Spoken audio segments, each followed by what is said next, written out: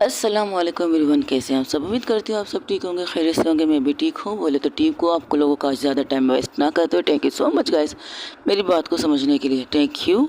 बहुत से मैसेजेस आए हैं, इसके लिए शुक्रिया अदा करती हूँ। और शुक्रिया आपका भी कि हाँ, हम लोग सुकून लूटने आते हैं। हम लोग परेशान होते हैं, कुछ लोग ऑफिस के जॉब से परेशान होते हैं, कुछ लोग कुछ और चीज़ों में टेंशन में होते हैं।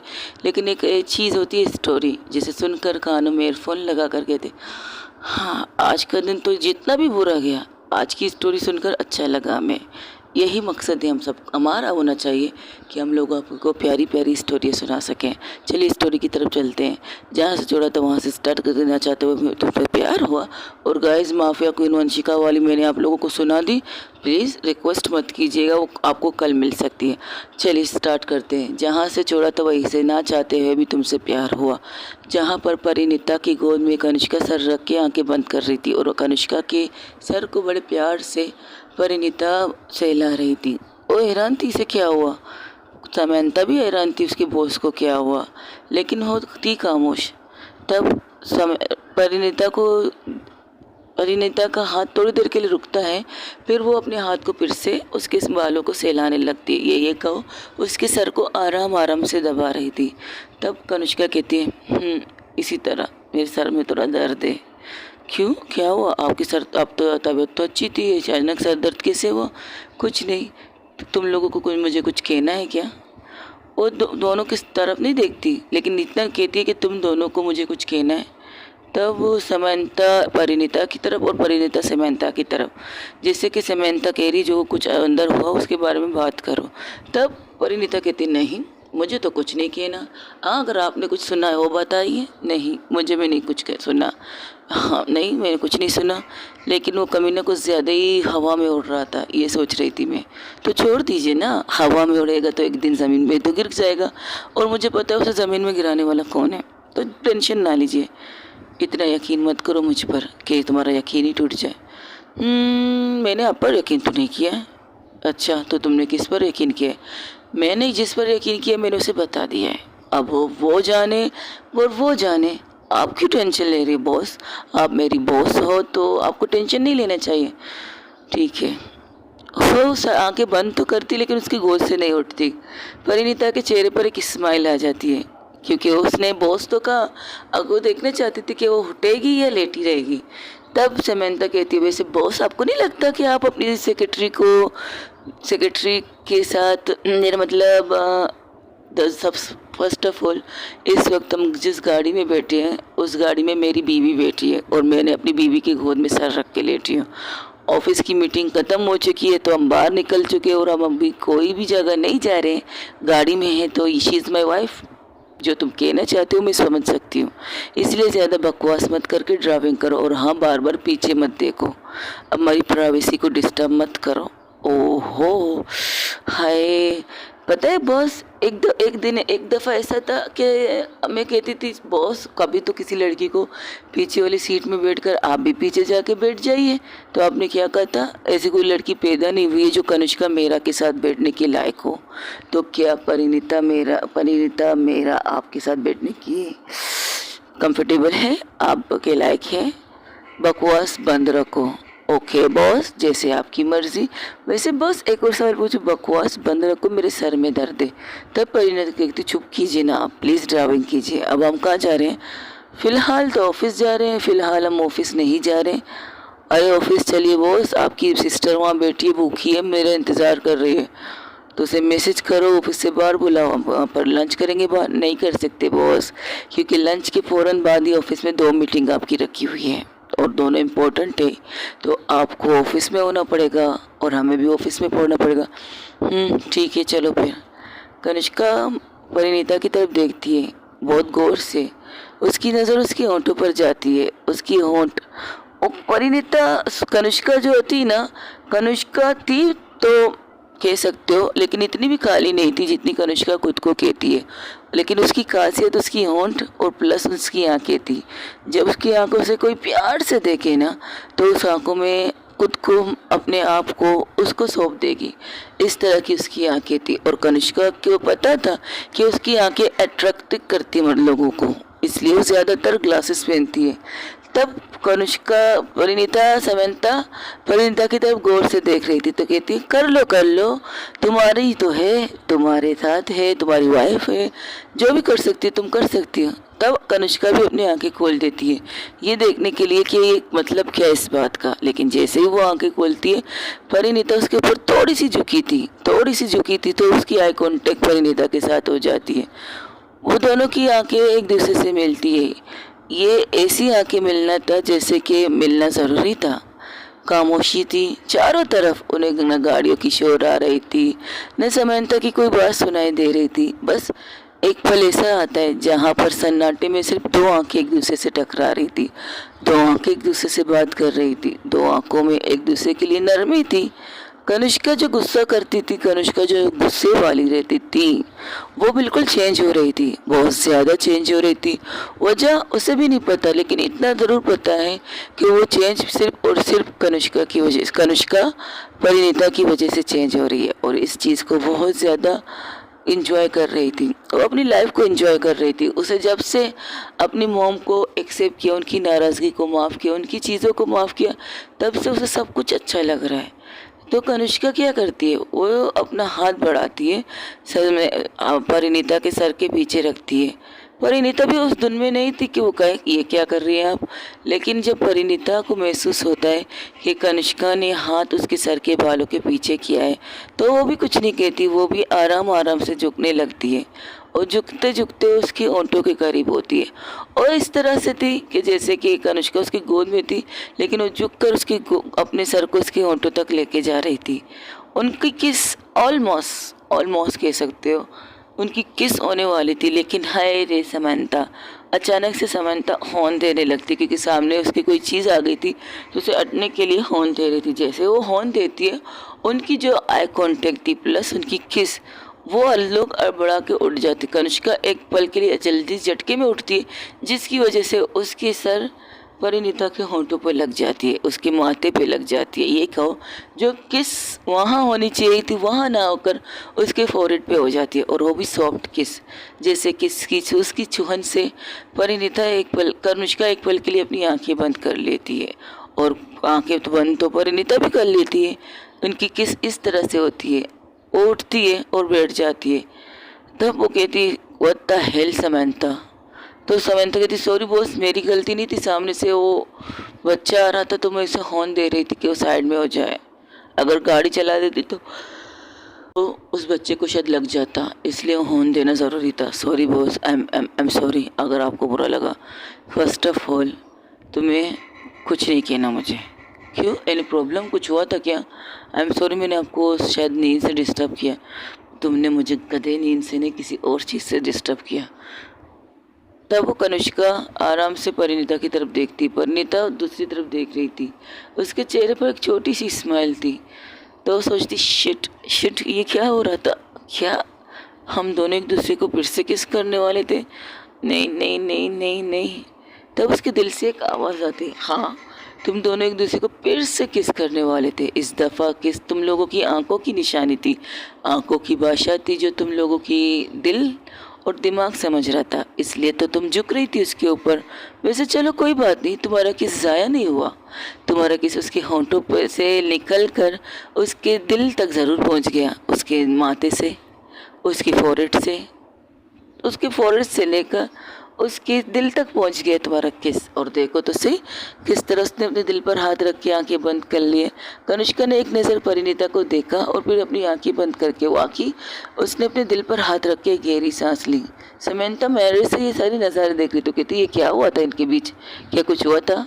मेरी तो नज़र सारी इस ड्राइविंग पर थी, काश वो मैंने नहीं किया होता तो मुझे पता चलता इन्होंने क्या किया था। कहीं एक दूसरे को किस नहीं करने वाले थे। शिट यार, मेरी वजह से इनकी किस, मेरी वजह से तो खैर नहीं, उस बच्चे की वजह से इनकी किस रुक गई होगी। तो परिणीता कनिष्का को देख कर कहती बॉस अगर आप जो चीज़ कर रहे थे वो कंटिन्यू कर सकते। मैं गाड़ी को एक साइड में रोक कर थोड़ी देर के लिए बाहर जाके ताज़ी हवा खा लेती हूँ। जस्ट शट अप, ऑफिस चलो। ऐसा कुछ नहीं कर रहे थे हम तो। अच्छा, लेकिन मुझे क्यों लगता है कि आप लोग कुछ कर रहे थे और मेरी वजह से वो, मेरी वजह से नहीं बॉस, वो उस बच्चे की वजह से आजकल कुछ ज़्यादा ही नहीं बोलने लगी हो तुम समंता। हाँ, मेरा आपके साथ 2 रिश्ता बन चुका है। एक, मैं आपकी दोस्त बन चुकी हूँ, जो आपकी बेस्ट फ्रेंड खिला सकती हूँ आपके लिए। और अच्छा, ये कब हुआ? आप ना माने पर मैं मान लेती हूँ। और दूसरा, मैं आपकी बहन की गर्लफ्रेंड हूँ, तो इस हिसाब से आपके साथ हर चीज़ से बात कर सकती हूँ आराम से। लेकिन ऑफिस के अंदर आपने कहा आप हमारी बॉस है, तो इस चीज़ की मैं रिस्पेक्ट करती हूँ, मैं आपको बॉस कहती हूँ। लेकिन बाहर की दुनिया में जिस तरह की परिणीता आपकी बीवी है, उस तरह से मैं आपकी दोस्त प्लस आपकी बहन की गर्लफ्रेंड हूँ। क्या कहती है आप? सही कहा ना मैंने? एक सांस में कितनी बातें करती हो। हाँ, यही तो बात है, जब आप भी एक सांस में हमें सुनाती है। प्रॉब्लम ये होती है, आप हम बात करते आप सुनाती हो और गुस्से में सुनाती हो। मुझे लगता है एक सांस में बातें सुनाना अच्छी बात है, गुस्से में। और अगर तुम नहीं चाहती कि मैं तुम्हें एक सांस में बहुत सी बातें सुना, तो शराफत से ये गाड़ी सीधा ऑफिस की तरफ ले चलो, और हम ऑफिस जा रहे हैं। बाप रे बाप, ठीक है ठीक है ठीक है। और परिणीता, यू आर ओके? तुम ठीक हो? हाँ, मुझे क्या हुआ है? नहीं, जिस तरह की तुम्हारी गालों की लाली कह रही है कि तुम ठीक नहीं हो। अगर ठीक नहीं हो तो साइड में गाड़ी रोक दूँ मैं, बाहर ताज़ी हवा खाने जाऊँ मैं। तब समंता को घूर के कनिष्का देखती है तो कहती है, ओके ओके, मैं गाड़ी ऑफिस चलते हैं, लंच करते हैं, फिर इसके बाद हम ओके ओके, लेकिन हम ऑफिस के कैंटीन में लंच करेंगे ना कनिष्का मैम? नहीं, तुम लोग टेरेस पे जाके कर लंच करना। हाय, आपने हमारे लिए कोई स्पेशल चीज़ें रखी है? Just shut up. ये कहकर वो आंखें बंद कर लेती है और उसकी आंखों में वो लम्हे आ जाता है जिस लम्हे वो कनिष्का परिणीता को देख रही थी और उसे किस करने की ख्वाहिश रख रही थी। तो वो अपनी मुट्ठी कस लेती, कहती शिट, ये फ़ोन को भी अभी बजना था। तब वो एक दफ़ा फिर से ऑन बजता है। इस दफ़ा समंता जानबूझ के ऑन बजाती है कि बॉस को उस फीलिंग से निकाल सके, लेकिन कनिष्का उस चीज़ से आंखें नहीं खोलती। लेकिन थोड़ी देर बाद, तकरीबन 10-15 मिनट बाद ड्राइविंग के बाद, वो लोग अपने ऑफिस पहुंचते हैं। गाड़ी को पार्क करके वो लोग निकलते हैं अपने अपने, एक साथ तो लिफ्ट में चलते हैं, लेकिन जब लिफ्ट रुकती है वो अपनी जगहों पर चले जाते हैं। समंता अपनी सीट पे तरफ चले जाते हैं, परिणीता अपनी दोस्त की तरफ चली जाती है, क्योंकि लंच टाइम हो चुका था। लंच टाइम में वो 5 मिनट हो चुके थे, क्योंकि वहाँ पर गए तो लोग जल्दी गए थे और लंच भी उन्होंने करना था, लेकिन लंच उनकी समझ में नहीं आ रहा था तो उन्होंने किया नहीं। तो अब समंता अपने काम पर थोड़ी चीज़ करती है, फिर वहाँ पर अंजलि आती है, उसके कहती चले लंच करने। तो कहती है ऑफ कोर्स मेरी जाने मन, तुम्हारी वजह से तो मैंने कुछ खाया नहीं और वहाँ पर अच्छी चीज़ें नहीं थी। अरे वाह, जासूस ने तुम्हें ये बता दिया? वैसे तुम्हारी जासूस कुछ ज़्यादा नहीं तेज़ हो रही है आजकल? हाँ हो रही है, और उसने ये भी बताया मुझे कि तुमने उसे डिस्टर्ब बहुत किया है। क्या है यार, ऐसा कौन करता है? अरे मैंने क्या किया, मुझे क्या पता था उनके बीच में कुछ हो रहा था? क्या हो रहा था? आई डोंट नो, बच्ची सामने आ गई, मैंने ऑन बता दिया। जब पीछे पलट के आईने से देखा तो ऐसा लगा कुछ हो रहा था उनके बीच में। तुम कभी मत सुधरना, चलो यहाँ से कैंटीन चलते हैं। वैसे एक बात बतानी है तुम्हें। क्या? बॉस से कहो ना कैंटीन का खाना अच्छा नहीं है। अरे अभी तक चेंज नहीं हुआ खाना वहाँ का, बॉस ने तो कहा है। तो वो लोग कैंटीन आते, लेकिन जब कैंटीन आते वहाँ का खाना देखकर कहती है, समंता अंजलि की तरफ घूर के देखती, तुमने क्या कहा था? कैंटीन का खाना अच्छा नहीं है। ये कैंटीन का खाना इतना और ज़्यादा अच्छा चाहिए तुम्हें? है बुफे में आज खाना है, क्या बात है, स्पेशल स्पेशल। वैसे वो कैंटीन वाले को देखती कहती क्या बात है, खाना चेंज हो गया आप लोगों का? जी हाँ, हमारा मेन्यू सब कुछ सेट हो गया, अब हम हर वक्त एक एम्प्लॉय से पूछकर उसकी पसंद की चीज़ें बनाएंगे। और ये किसने कहा? इन एम्प्लॉय ने कहा। तो मैंने मानना पड़ा। मैंने इनसे कहा था कि पहले जाओ, सबसे इजाज़त लो कि जो लोगों को खाना आप लोगों का पसंद है तो वो बनाना, वरना नहीं। तो उन्होंने अपनी पूरी लिस्ट मुझे दे दी कि उन सबको वही खाना जो हम सब खाएंगे। आज बनाए बिरयानी बनी है, सालन में चिकन है, वेज है, नॉन वेज भी है, ओके, मटन भी है। हाँ क्या बात है, मुझे तो ऐसा लग रहा है मैं किसी शादी में आई हूँ। इतने ऑप्शन दिए आज आपने, आज दिए क्योंकि आज स्पेशल दिन है। अच्छा, ओ स्पेशल दिन क्या है मुझे बताओगे? आज से इस किचन की सारी चीज़ें चेंज होंगी, इसलिए आज फर्स्ट डे है, तो आप लोगों को फर्स्ट डे में अच्छा खाना मिलना चाहिए। और मीठे में क्या है? मीठे में रस मलाई है। वाह, और इसके साथ एक आइटम खाने में इतने आइटम, मीठे में भी 2-3 आइटम हो जानी चाहती। इस तरह तो हमारे बॉस के दिवाले निकल जाएंगे अगर मैं इस तरह खाना बनाऊंगी तो। अरे बॉस के क्यों दिवाले निकालेंगे? हम एक ऑप्शन रखते हैं। कैसा ऑप्शन? एवरीवन मेरी बात सुनिएगा। अगर आप लोगों को चाहिए कि आप लोगों को अच्छा अच्छा खाना मिले, तो उसके लिए आपको महीने टू महीने अपने अकाउंट से, आपके तनख्वाह से, सिर्फ तनख्वाह से 1000 रुपये कटे जाएंगे। उस 1000 को हम यहाँ पर किचन की चीज़ों में लगा देंगे। जब किचन की बचत कम होगी तो वो उन पैसों का इस्तेमाल करके हमारे लिए खाने का इंतज़ाम करेंगे। इस तरह से आप लोग भी खुश, हम भी खुश, बॉस भी खुश। ना बॉस का नुकसान होगा, ना हमारा नुकसान होगा। इतना तो हम कर सकते हैं। घर में अपनी बीवियों को भी टेंशन नहीं देंगे, अपनी माओ को भी टेंशन नहीं देंगे, अपनी सिस्टर को भी टेंशन नहीं देंगे कि हमारे लिए लंच बनाओ, हमारे लिए खाना बनाओ, हमारे लिए बनाओ। इससे हमें क्या होगा? हमें कैंटीन में अच्छा खाना मिलेगा, हम वो खाना खाएंगे, एंजॉय करेंगे, चीज़ें करेंगे। सिट ओके, ये तो बहुत अच्छी बात है मैम, हम करेंगे। आप हमारी सैलरी से 1000 काट सकती है, हमें कोई प्रॉब्लम नहीं। वहाँ पर जितने भी लोग थे सब लोग उस चीज़ से एग्री करते, सब के सब कहते अगर इस तरह की खाना हमें मिले तो ठीक है। लेकिन अगर खाने में कितने आइटम होंगे ये तो पता चले। आज इतने आइटम है, कल देखेंगे कल कितने आइटम होंगे, कल का कल देखेंगे। आज के तो एंजॉय करो, आज जो है उसका एंजॉय करो। Okay ma'am. और लोग सब लोग अपनी लाइन लगा के अपने अपना खाना लेके चले जाते हैं। तब समंता परिणीता की तरफ आके कहती थैंक यू सो मच मुझे मैसेज करने के लिए, वेलकम। तो समंता, अंजलि समंता को घूर के देखती क्या मैसेज। तब वो अपना मोबाइल दे देती है अंजलि के हाथ और खाना निकालने लगती है। जब अंजलि देखती है तो वो मैसेज पढ़ के उसके चेहरे पर भी एक स्माइल आ जाती है। और मैं भी सोचूं कि समंता का दिमाग यहाँ पर कैसे काम कर गया। एक्सक्यूज़ मी, तुम्हारी बहन के साथ काम करते करते, उसकी गुस्से को सुनते सुनते, उसकी चीज़ों को देखते देखते ना मेरे दिमाग आधा तो रुक चुका है, आधा चलता भी है। और बस इसने मैसेज किया तो मैंने मैसेज पढ़ के ये ऑफ़र रख दी और अच्छा है सबने मान लिया। वैसे ये बात तो तुम भी कह सकती थी ना परिणीता। अब लोग एक टेबल में जाके बैठ गए, कोने के टेबल में उनकी आवाज़ आराम आराम से बात कर रहे थे। तब वो कहती है अगर मैं कहती तो लोग ये कहते कि मुझे अपनी बीवी के पैसे बचाने का शौक़ है और मैं ये नहीं चाहती। ओहो, समझ गई। तब वहाँ पर एक लड़का आके कहता है मुझे आपसे कुछ कहना है परी मैम। तब वो परी उस लड़के की तरफ देखती है। First of all I am not ma'am, secondly तुम मुझसे सीनियर हो तो आप मुझसे आराम से बात कर सकते हैं, रिलैक्स होकर बात कीजिएगा, टेंशन मत लीजिएगा। वहाँ से कैमरे से सब कुछ कनिष्का देख रही थी, लेकिन उसकी फोकस सिर्फ परिणीता नहीं थी, ऑफिस में सारे लोगों को गौर से देख रही थी कि कौन क्या कर रहे, कौन क्या कर रहे। उन लोग कैमरों को भी देखती कि ऑफिस में कोई लोग रह तो नहीं गया कुछ करने के लिए, कुछ भी।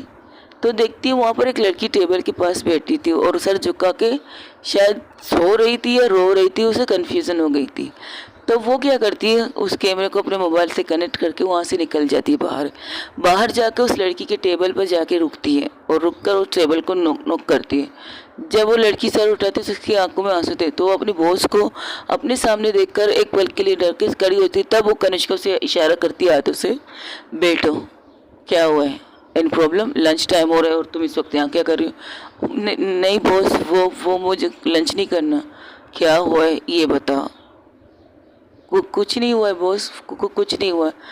देखो फर्स्ट ऑफ ऑल मैं किसी से पूछती नहीं हूँ कि क्या हुआ है, अब तुम रो रही हो तो तुम्हें पूछने के लिए आई हूँ, बताओ क्या हुआ है। तब वो लड़की उसकी तरफ देखती है और सर झुका देती है और कहती है हम जिस घर में रहते हैं ना बॉस, हाँ रहते हो, तो वो किराए का है। तो प्रॉब्लम ये है कि वो आपका मकान मालिक का बेटा अक्सर बदतमीज़ी करने के लिए रास्ता रोकता है। तो कनिष्का सिर्फ उसकी बातें सुन रही थी, उसके चेहरे से कोई रिएक्शन नहीं था। और आज तो उसने आधी कर दी। रास्ते में जाकर मुझसे ये कागज़ दिया और और और और दो मुझे कागज़। वो कागज़ उसको दे देती है तो पर्ची खोल के लिखा है, अगर आज रात तुमने अपने रूम का दरवाज़ा नहीं खोला तो मैं तुम्हारे घर में घुसकर तुम्हारे साथ बदतमीज़ी करूँगा, ज़बरदस्ती करूँगा, प्लस ये कहूँगा कि तुमने खुद मुझे बुलाया है। और वैसे भी 3 महीनों से तुम हमारे घर का किराया नहीं दे रही हो। अब डैड भी तुम्हें इस घर से निकालना चाहते हैं क्योंकि तुम किराया नहीं दे रही हो। यहाँ तक कि तुम्हारे किराए के साथ बिल, गैस वगैरह सबका बिल बढ़ चुका है। तो इस वजह से तो तुम्हें डैड निकालना चाहते हो। मैं तो कब से तुम्हारे साथ रहना चाहता हूँ, तुम ही इजाज़त नहीं दे रहे। लेकिन आज रात मैं तुम्हारे साथ सब कुछ करने के लिए आऊँगा, या इंतज़ार करना मेरा, मकान मालिक का बेटा। कनिष्का उस लड़की की तरफ देखती है तुम्हें ऑफिस में सैलरी नहीं मिल रही क्या? हाँ मिलती है बॉस, मुझे तनख्वाह मिलती है। तो तुमने अभी तक उसका अपने किराया अदा क्यों नहीं किया? एक्चुअली बॉस वो क्या है ना कि, हाँ बोलो। मेरी मोम सिंगल मदर है। मेरे डैड के जाने के बाद उन्होंने मेरी परवरिश की थी। वो टीचर थी लेकिन बीमार रहने लगी, तो उनकी वजह से मेरी इतनी पढ़ाई भी नहीं हुई, लेकिन मुझे ये ऑफिस में ये जॉब मिला, मैं खुश थी। सोच के मुताबिक नहीं, मीटिंग क्या कहते हैं, इंटरव्यू दी थी मैंने, जिसकी वजह से मुझे सिलेक्ट किया गया। तो मेरी सैलरी इतनी नहीं है जितनी होनी चाहिए, वो मेरी पढ़ाई के रैंक के मुताबिक मुझे इतनी मिलती जितनी कि मैं खुश हूँ। ओके, तो ये टेबल तुम्हारे नहीं है? नहीं, मैं तो वर्कर हूँ, नीचे काम करती, थोड़ी सी परेशान थी तो यहाँ आके बैठ गई थी, और मुझे नहीं पता था कि आप मुझे देख कर यहाँ जाओगे। तुम अपनी बात कंप्लीट करो, मेरी छोड़ो। तो जितनी मिलती है उससे घर चल जाता है, और इससे मोम का मेडिकल इशू था वो सोल्व हो जाता है। मम्मा को बीपी है ना, हाई बीपी अक्सर होते रहते हैं, तो उनकी मेडिसिन रेगुलर ही चलनी चाहिए, डॉक्टर ने बंद करने से मना किया है। तो इस वजह से मम्मा को परेशानी ना हो तो मैं उन्हें मेडिसिन देती हूँ। तो ओके, इसके अलावा कोई प्रॉब्लम नहीं, ठीक है। तुम्हारा एड्रेस ये है, ओके। इसके बाद ओके, मैं कुछ करती हूँ।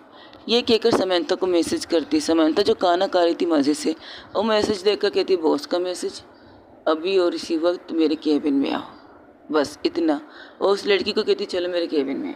वो लड़की भी उसके पीछे पीछे चली जाती है। उसके कपड़े देखकर वो वाकई समझ जाती है वो यहाँ की एम्प्लॉय नहीं, वो वर्कर है, जो शायद वर्कर का काम थोड़ी देर छोड़कर यहाँ पर शायद एसी के नीचे बैठने आई थी। तो वो लेकर उसे ऑफिस के ऊपर चली जाती है, अपने केबिन में जाती है। तो उसे कहती है बेटो कुछ पिया है, खाओगी? नहीं, लो पानी पियो। वो उसे पानी की ऑफ़र करती है और अपने चेयर पर बैठ जाती है, और आंखें बंद करके सिर्फ अपनी चेयर पर हिलने लगती है।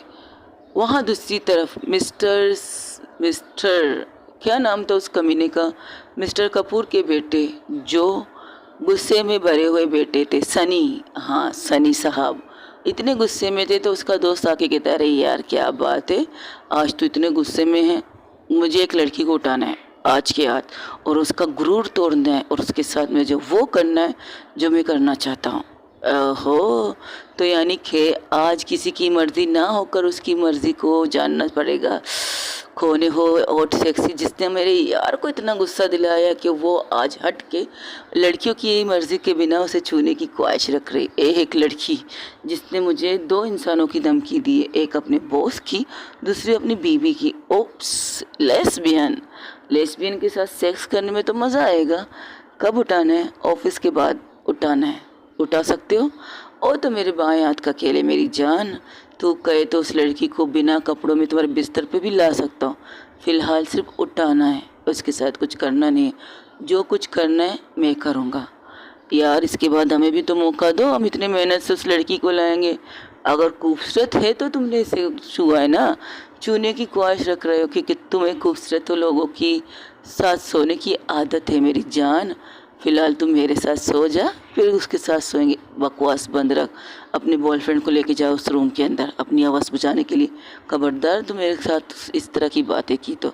हाय यार, मैं तो बाइसेक्सुअल हूँ, तुझे तो पता नहीं मैं बाइसेक्सुअल हूँ। कहते मुझे लड़के भी पसंद है लड़कियाँ भी पसंद है, एक मौका तो दे तेरे साथ रोमांस करने का, फिर तुझे लड़कियों को भूल जाएगा। जस्ट शट अप, तू बाइसेक्सुअल नहीं है, तू हवस का पुजारी है। तुझे लड़के और लड़की दोनों चाहिए, समझे? अब जा यहाँ से, दफ़ा हो जा। मुझे वो लड़की हर कीमत में हाजिर चाहिए अपने फार्म हाउस पे। कैसा भी करेगा, कुछ भी करेगा, मुझे वो लड़की चाहिए और उसके साथ मुझे खेलना है। उसे बताना है कि मैं किस चीज़ किस्म का मर्द हूँ। औरत से तो उसे कुछ नहीं मिल सकता, लेकिन मैं उसे सब कुछ दे सकता हूँ, ये मुझे बताना है। देख यार, आज तक तूने किसी लड़की के साथ ज़बरदस्ती नहीं की है। जितनी लड़कियों को तूने ऑफ़र किए हैं उन्हें दड़ा धमका के मैंने तुम्हारे पास लाया हूँ, तो ज़बरदस्ती नहीं होती ना। ज़बरदस्ती तो आज करने वाले हैं कि किडनैप, हम एक लड़की को किडनैप करके लाएंगे और उसके साथ करेंगे। क्या बात है, मैंने कहा ना, उसे सिर्फ लाना है, तुम लोगों को उसके साथ कुछ करना नहीं। जो कुछ करूँगा मैं करूँगा और उसे बताऊँगा। जिस दो इंसानों को मुझे धमकी दे रही थी ना, वो भी उसे नहीं बचा पाएंगे। वो कनिष्का मेरा उसके मुंह पर मेरा एक कस के तमाचा होगा। हर दफ़ा कहती है ना कि वो अपने ऑफिस के एम्प्लॉय को बचा सकती है, अपने ऑफिस के एम्प्लॉय को बचा सकती है। अब मैं देखूंगा कि तो किस तरह मिस्टर कनुष्का मेरा अपने एम्प्लॉय को बचाएगी मुझसे। अगर हो सके तो वहाँ से किसी और भी को भी उठा लेना, किसी और लड़की को अपनी अवस के लिए, लेकिन इस लड़की को टच तुम लोग नहीं करोगे। अच्छा तस्वीर तो दिखा मेरी जान। तो परिणीता की तस्वीर दिखाती जो उसने गुस्से में उसकी तस्वीर ली थी। हो हॉट एंड सेक्सी कयामत है। तो आज रात तो तुम्हारी रंगीन है। बिल्कुल मेरी तो रंगीन है, किसी की काली होने वाली है। मुझे थप्पड़ मारा है ना, इन थप्पड़ों का जवाब मैं उसे कमरे के अंदर उसके जिस्म में दूंगा। एक हिस्सा भी छोड़ूंगा नहीं जहाँ पर मैं उसे मार ना सकूं। पहले प्यार करूंगा फिर उसे मारूंगा और दर्द दूंगा उसे। ये कहकर वो एक साइड में जाके बैठ के शराब पीने लगता है और स्मोकिंग करने लगता है। तब वो लड़का कहता है जैसे तेरी मर्जी यार, चल हम चलते हैं, रात को तेरी बिस्तर पर वो लड़की मिल जाएगी तुझे। ठीक है जाओ यहाँ से। ये कहकर वो शराब पीने लगता है। वही दूसरी तरफ कनुष्का समंथा खाना खाकर सीधा आती है कनुष्का के रूम की तरफ। उसके साथ परिणीता भी थी, वो भी जानना चाहती थी वो क्या बात कर रही थी। लेकिन उसके रूम में एक लड़की को देखकर एक पल के लिए वो रुक जाती है। तब कनुष्का आंखें खोलकर उसे देखती कि वो कहती है मैंने सिर्फ तुम्हें बुलाया समंथा, किसी और को नहीं। मिस परिणीता आपका कोई काम है यहाँ पे?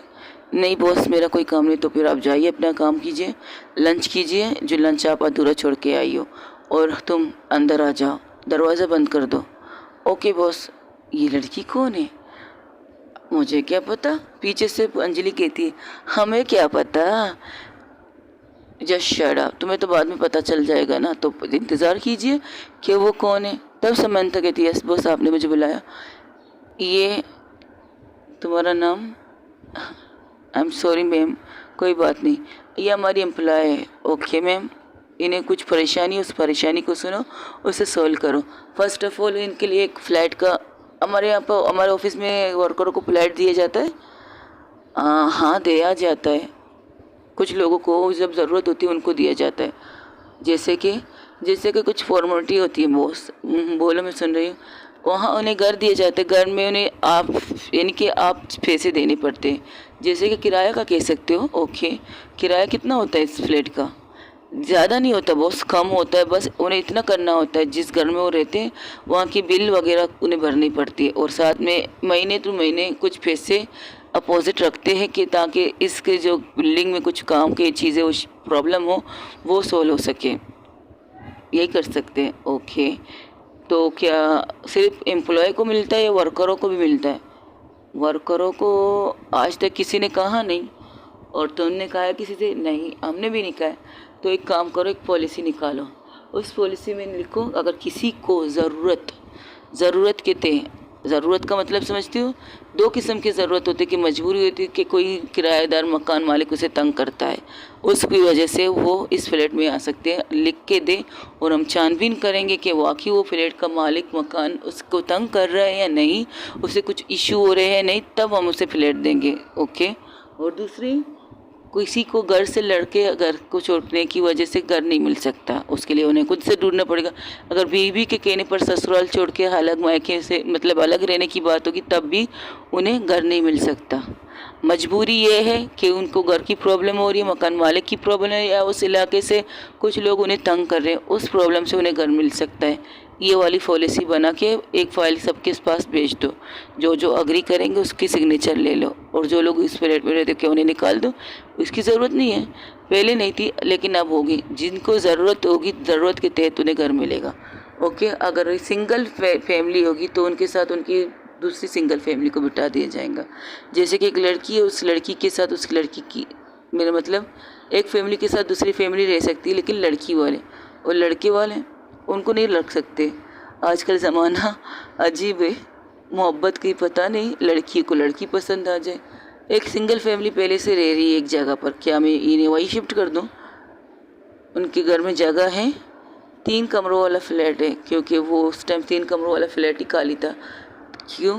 बाकी एम्प्लॉय जो वहाँ रहता था वो शिफ्ट कर चुका था, उन्होंने ज़ाती घर खरीद लिया, इसकी वजह से वो वहाँ चले गए अपनी पूरी फैमिली के साथ रहने के लिए। उनकी बीवी की वजह से और अलग थे, लेकिन जब बीवी को समझ में आया कि अकेले में बच्चे नहीं संभाले जाते तो वो मायके शिफ्ट हो गई। अब वहाँ पर ननंद है, जेठानी है, जेठ है, पूरी फैमिली है, दादा दादी है, तो उनकी वजह से वो संभालते हैं और वो अपनी पार्टियों वगैरह में जा सकती है आराम से। ओ समझ गई मैं, किटी पार्टी वाली lady. Yes boss, kitty party वाली लेडी थी वो।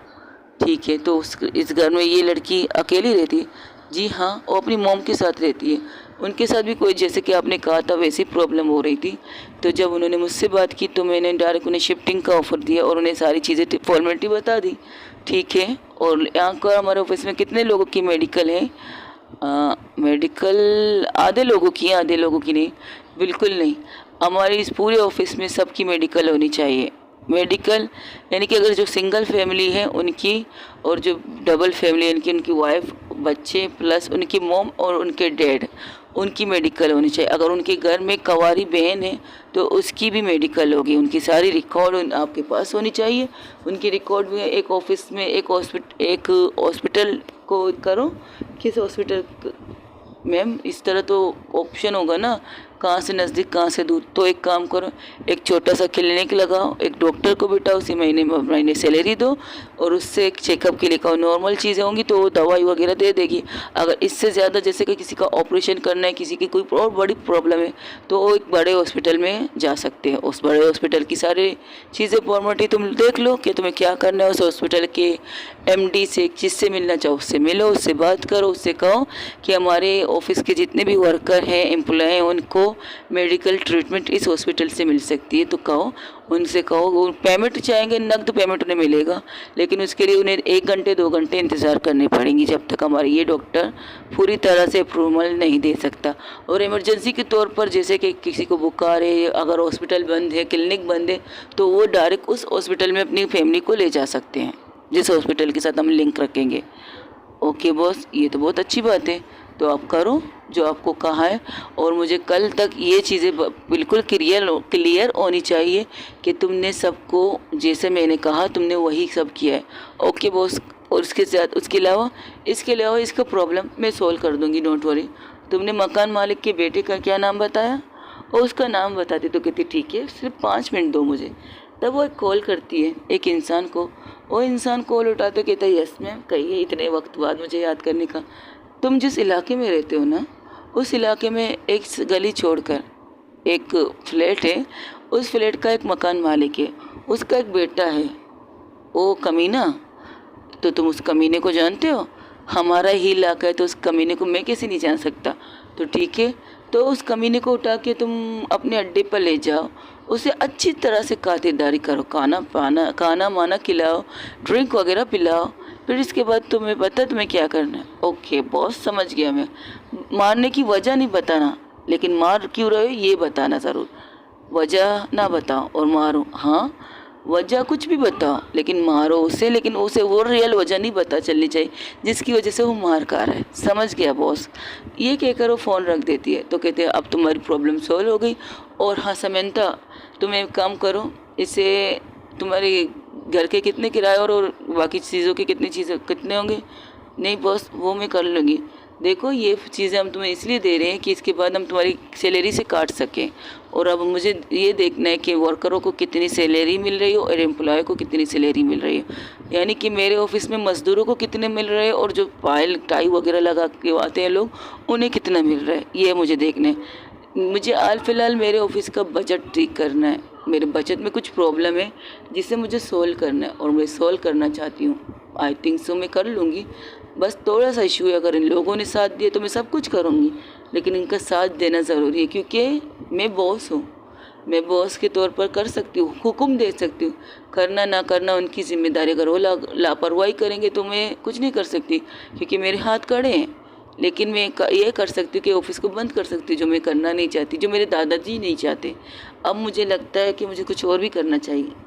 अगर ये ऑफ़र दूँगी शायद किसी को अच्छा लगेगा, शायद सबको ही अच्छा लगे, क्योंकि उनकी ज़रूरत की चीज़ें 2 चीज़ होती हैं, एक घर दूसरी मेडिकल इशू, क्योंकि मेडिकल अक्सर आपको बहुत ज़्यादा बहुत ज़्यादा फ़ायदा देती है, क्योंकि कभी कभार आप इस तरह बीमार होते तो आपके घर से 1 रुपया नहीं निकलता, 1 रुपया भी नहीं निकलता इलाज के लिए। तो इतने बड़े बड़े अचानक हादसे होते हैं, एक्सीडेंट होते हैं, तबीयत ख़राब होते हैं, मोशन होते हैं, कुछ अलग चीज़ें होती हैं, इमरजेंसी बहुत चीज़ें होती हैं, और खास करके एक्सीडेंट वो कभी किसी के घर नहीं होना चाहिए। इस चीज़ के लिए अगर इमरजेंसी में उन्हें हॉस्पिटल की ज़रूरत पड़े तो सीधा इस हॉस्पिटल में चले जाए। हालांकि मैं दुआ करूँगी, इतना कहूँगी कि किसी के घर के अंदर कोई इमरजेंसी ना हो, बुखार नॉर्मल चीज़ें हो, लेकिन एक्सीडेंट वगैरह ना हो। इसलिए इसके लिए मुझे ये कदम उठाना पड़ेगा। समंता, तुम मेरी बातें समझ रही हो मुझे मैं क्या कह रही हूँ? यस बॉस, मैं समझ गई।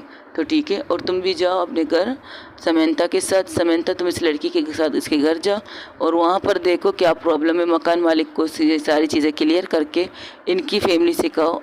आपकी सिर्फ मॉम है, मेरा एक छोटा भाई भी है। ओके, कितना छोटा है? ओ, तकरीबन 8 साल का है। 8 साल का है तो कोई प्रॉब्लम नहीं।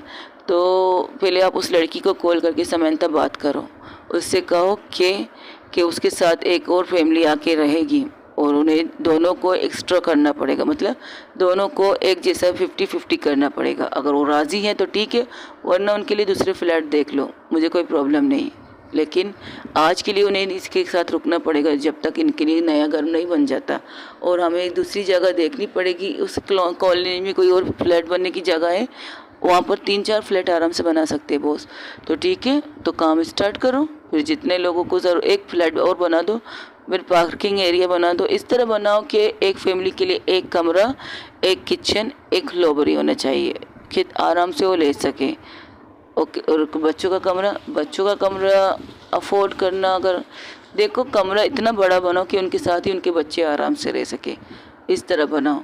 समझ में आए तुम्हारी बात? बहुत समझ गई मैं आपकी बात को। ठीक है, जाओ और इससे राके को बच्चों के खेलने की भी जगह बना देना। हाँ, तो आदि तो है, बाकी मैं देख लूँगा मुझे क्या करना चाहिए। ठीक है, तुम ब्रोकर से मिल लो, उससे बात करो, उससे सारी चीज़ें समझा लो और डिज़ाइनर वगैरह का काम स्टार्ट कर दो। ओके बॉस, कर लेते हैं हम लोग ये काम। और दूसरी तरफ जहाँ पर वो आदमी निकल जाता है परिणीता को उठाने के लिए, लेकिन वो कहता है बॉस अभी तो हम जल्दी जा रहे हैं, इतनी जल्दी कैसे? तो कहता है ज़बरदस्त, रुको तो यार, मुझे देखने तो दो लड़की कौन है, एक नज़र। तो वहाँ से वो एक इंसान को बुलाती है, उससे कहती तू अंदर जा, किसी काम के बहाने ये तस्वीर देख, वो लड़की के बारे में पता लगा। ऐसा नहीं कर सकती इस ऑफिस में, ये ऑफिस जिसका है ना, तुम्हें पता है जब किसके ऑफिस में हाथ डालने की सोच रहे हो, किसके जिसके भी ये देखा जाएगा। हमें बस इस लड़की को अपने दोस्त तक पहुंचाना है जो हमारी हर ख्वाहिश पूरी करता है, हमें पैसे देता है, हमें शराब देता है और अपना घर तक देता है इस्तेमाल करने के लिए। उसके लिए तो मैं कुछ भी करने के लिए तैयार। एक लड़की क्या, हमें 10 लड़कियाँ उसके कदमों में गिराने के लिए तैयार हो। तो बस, तो कुछ पता मत लगाओ, डायरेक्ट लड़की को उठा लेते बॉस। हाँ, ये तो तो ठीक है। कितने बजे इनकी ऑफ होता है? 8 बजे होता है। तो ठीक है, हम 8 बजे इन लोगों को उठा लेंगे। ठीक है, हाँ, मैं रात को जा सकती हूँ क्योंकि मेरे काम बहुत है। ठीक है, तुम एक काम करो, तुम अपने काम पे जाओ, बाकी मैं देख लूँगी मुझे क्या करना है। समंता, तुम इसके घर चले जाओ और मकान मालिक से बात करके उसकी सारी पेमेंट उसे दे दो। ओके, लेकिन मकान मालिक का बेटे के साथ आप क्या करने वाली? कुछ चीज़ें सबक सिखानी ज़रूरी होती हैं, तो उसे सिखानी चाहिए कि इज़्ज़त लड़कियों की किस तरह करनी चाहिए। जैसे कि मैंने कहा था, मैं अपनी बीवी के लिए सब कुछ करने के लिए तैयार हूँ, तो मैं उन लड़कियों के लिए भी तैयार हूँ जो मेरे ऑफिस में काम करती है। मैं उन लड़कियों के लिए भी रिस्क लेने के लिए तैयार हूँ जो मेरे ऑफिस में ना काम करके कहीं और काम करती है, कहीं और जगह पर, लेकिन मेरे सामने उनके साथ बदतमीज़ी हो रही है और मैं ये चीज़ बर्दाश्त नहीं कर सकती। तो दैट्स इट, यही मेरा कहना है। इस तरह से सारा काम करती समंता अपने काम के लिए निकल जाती जो काम उसे मिला था। तो मैसेज में उसे बता देती सारी चीज़ें। तो परिणीता भी उसके साथ बैठी थी, अंजलि के साथ, तो भी पढ़ रही थी। तो कहती ओह अच्छा, तो ये बात है। वैसे दी बहुत कमाल के, जितने सख्त दिखते हैं अंदर से इतने सख्त नहीं है। ये तो इन लोगों को अब पता चला है, मुझे तो सबसे पहले पता चल गया है। ओहो ओहो, क्या बात है। वैसे एक बात तो है। क्या मतलब? समंता ने मुझे वहाँ की भी सारी चीज़ें बता दी हैं, क्या क्या हुआ है। वैसे क्या धमकी दी है तुमने उसे? धमकी भी ज़बरदस्त थी। क्या बात है। तो क्या लगता है कि कनिष्का, फर्स्ट ऑफ ऑल मुझे कनिष्का और अपनी बीवी पर भरोसा है, डोंट वरी। उस इंसान को हल्के में तुम नहीं ले सकते। तुम्हें नहीं लगता कि तुम्हें दी को बता देना चाहिए? मुझे पता है, उन्हें पता चल गया है, तभी तो उन्होंने अपने सर को मेरे गोद में रखा है। और मुझे ये भी पता है कि वो क्या करेंगी, पर मैं देखना चाहती हूँ करना क्या चाहती है। ओके, देखते हैं। तब वो लोग क्या करते हैं, तो वो लोग अपना काम करना स्टार्ट करते हैं। इस तरह करते करते रात की तकरीबन दोपहर के 6 बज जाते। अभी तक उनका काम चल रहा था। वो लड़की भी वहाँ पर काम कर रही थी, जो एम्प्लॉय थी वो भी काम कर रही थी, ये सब काम कर रहे थे। सब लोग चले। अंजलि पहले चली जाती है। अंजलि कहती है मुझे जाने दादाजी को डॉक्टर को वो दिखाना है। क्या उन्हें क्या हुआ? अरे नहीं यार, रूटीन चेकअप है, मोमा ने मुझे पहले बुलाया है, तो दादाजी को मैं लेके जाती तो इसलिए मैं जा रही हूँ। वहाँ पर कनिष्का भी किसी काम से निकल चुकी थी बाहर, और समंता भी इस ऑफिस में नहीं थे। तो परिणीता अपना काम कर रही थी। तब परिणीता को नीचे से कोई कहते हैं आपसे मिलने कोई आया है। वो हैरान थी, मुझसे मिलने कौन आया है?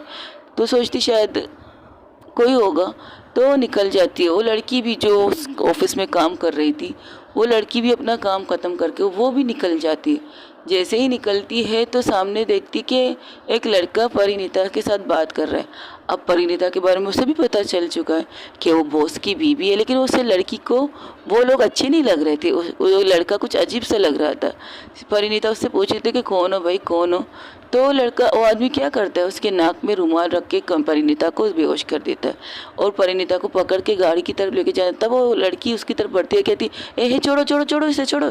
तब वो कहती शिट यार, चलो बॉस ने कहा था एक और लड़की भी ले लो अपने लिए, तो ले लेते हैं। और उस लड़की को भी पकड़ के बेहोश कर देते और उन्हें गाड़ी में डाल के वहाँ से लेके चले जाते।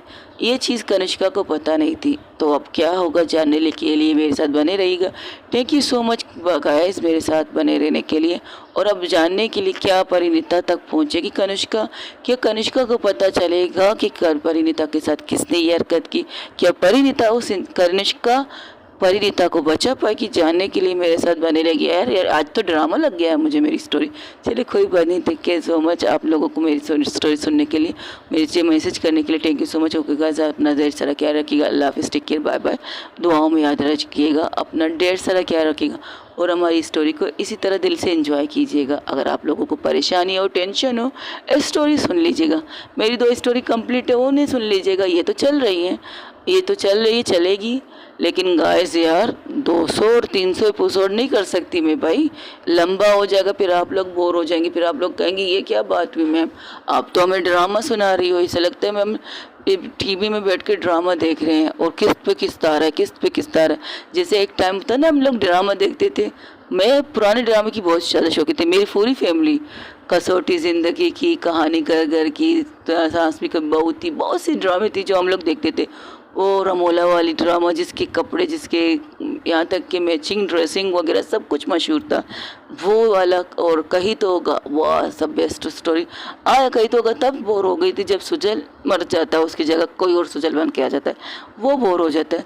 बाकी उस ड्रामे के सॉन्ग, कसौटी के सॉन्ग, मुझे कसौटी में कौन सा किरदार सबसे ज़्यादा पसंद था? बजाज का। वो मुझे बहुत ज़्यादा पसंद था। आई एम वन बजाज वाला की। और उसकी नाइट ड्रेस उसकी बहुत ज़बरदस्त हुआ करती थी। जिस तरह की उसकी नाइट ड्रेस होती थी ना, मैं कहती थी काहे ऐसी लाइफ तो सबको मिलनी चाहिए। एक रात के अलग नाइटी, एक रात की अलग नाइटी, क्या ज़बरदस्त ड्रामे थे।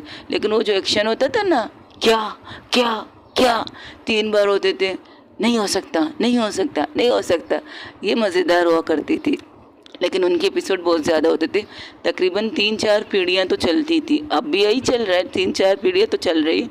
लेकिन ड्रामा नहीं बना, ये स्टोरी है यार, स्टोरी की तरह एंजॉय करो। और मैं स्टोरी ऐसे सुना रही हूँ किसी ड्रामे के साथ ना मैचिंग ना हो। हमारी स्टोरी होती है, लव होती है, लड़ाई होती है, रोमांस होता है, एक्शन भी होता है। जब आपकी पार्टनर पर एक्शन चीज़ें आती है। तो मेरे आज कुछ ज़्यादा ही बोल दिया अपनी बकवास। तो मेरी स्टोरी को कमेंट्स में बताइएगा ज़रूर कि आप लोगों को कैसे लगा। Thank you so much guys मुझे समझने के लिए। मैं ना किसी के बारे में, फिर से कहती हूँ, मैं किसी के मज़हब के बारे में कोई भी गलत चीज़ें नहीं कह सकती हूँ, बिल्कुल नहीं। जो होगा उन्हें सज़ा मिलनी चाहिए। और मैं ऊपर वाले से दुआ करूँगी उन्हें सरेआम सज़ा दें, उन्हें सरेआम उन लोगों के सामने मारे जिनकी फैमिली को उन्होंने नुकसान पहुँचाए, जिनके घर को नुकसान पहुँचाए। बस इतना कहूँगी। वो उस बॉर्डर के इस पार भी लोग हैं, बॉर्डर के इस पार भी लोग हैं। और हाँ, मैं बताना चाहती हूँ मैं किस शहर से हूँ।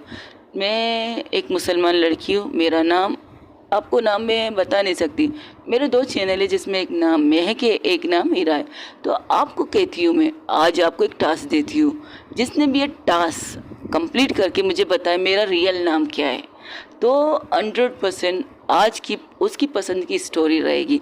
नाम के साथ आपको सिर्फ इतना लिखना है कि आपको कौन सी स्टोरी सीखने के सुननी है। अगर मुझे समझ में आया और मैंने वो स्टोरी अपलोड कर दी तो समझ लीजिए मेरा नाम वही है।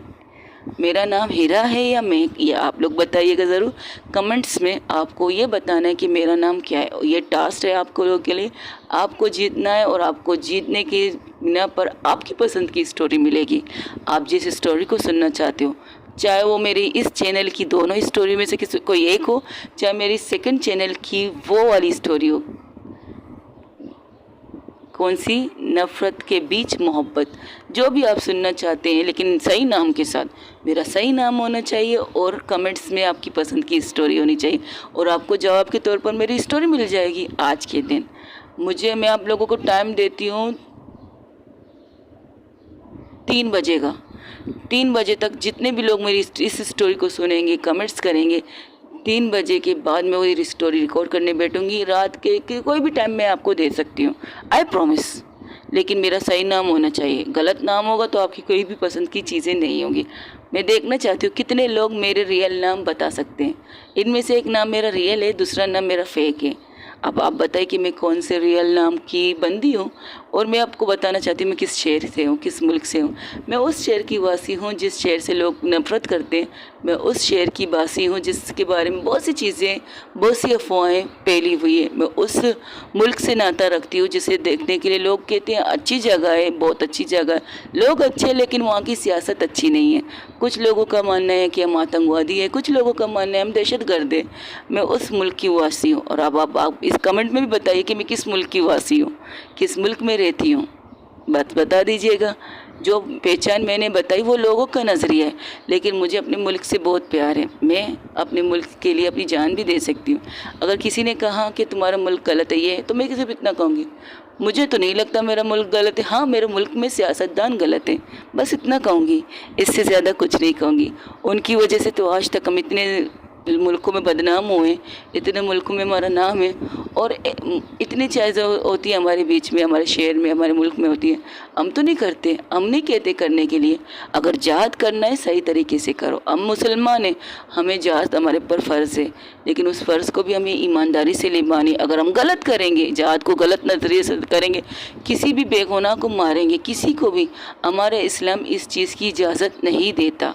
हमारा इस्लाम किसी को मारने से लेकर उसे टच करने की इजाज़त नहीं देता, कहाँ उसको कत्ल करने की इजाज़त बिल्कुल भी नहीं देता।